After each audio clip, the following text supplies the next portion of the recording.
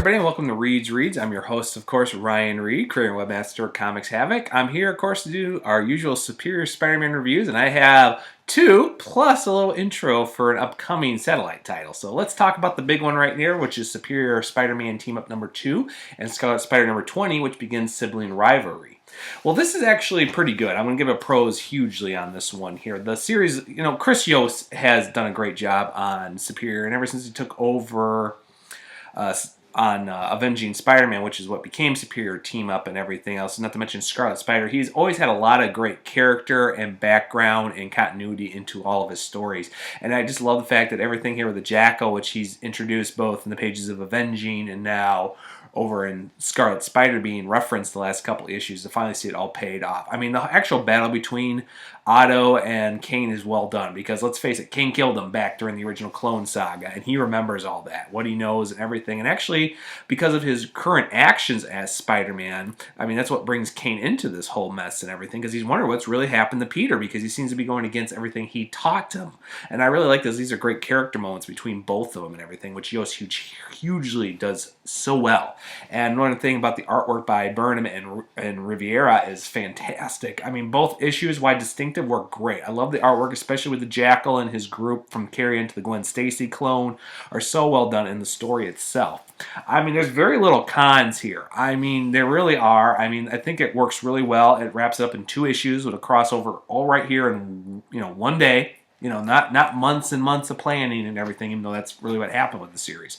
But the fact that this all gets finished really well, actually does great character moments on both Kane and Otto as the Superior Spider-Man, but also leads everything that's been going on in Scarlet Spider, especially at the end when the Jackal is getting ready to create a new Spider side using Kane's DNA. And in fact, everything from Grim Hunt and his recent actions to be a hero are all now starting to fall apart on him. So, I mean, if you're not reading Scarlet Spider, you should be, because it's great. And Kane Parker it's just wonderful. You feel so sorry for this guy, because like I said, all the power is now under responsibility, and now he's taking the responsibility, and now everything in his life is about to be ripped apart. And everything here that Otto has done, everything he's gone through, I mean, I think Kane says it best. You need to act like a hero, which in a way Otto kind of takes or says, I am pretty much trying to be. So excuse me if I'm not there yet. I'm not Parker. It's well done.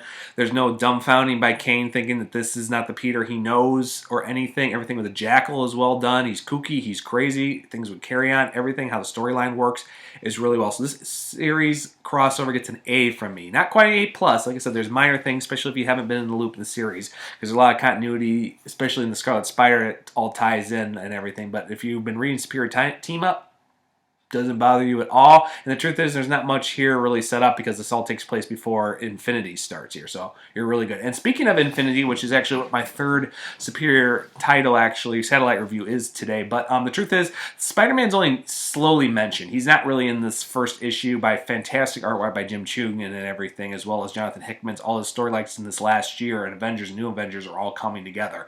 And now it actually feels like everything he's been doing, the builders, everything was issued, now all comes together. This is why I'm very patient with his work. I know some people will bring up how he can do it with Grant Morrison or Jason Aaron, how they have all these long plot lines that do pay off, some sooner than later, and sometimes they're not a good one. But everything right now in Infinity, especially how Thanos works into this, how the builders work in this, even everything that happened in Age of Ultron all tie in, work really well. So please pick up Infinity, because it's really good. I'm giving it an A-.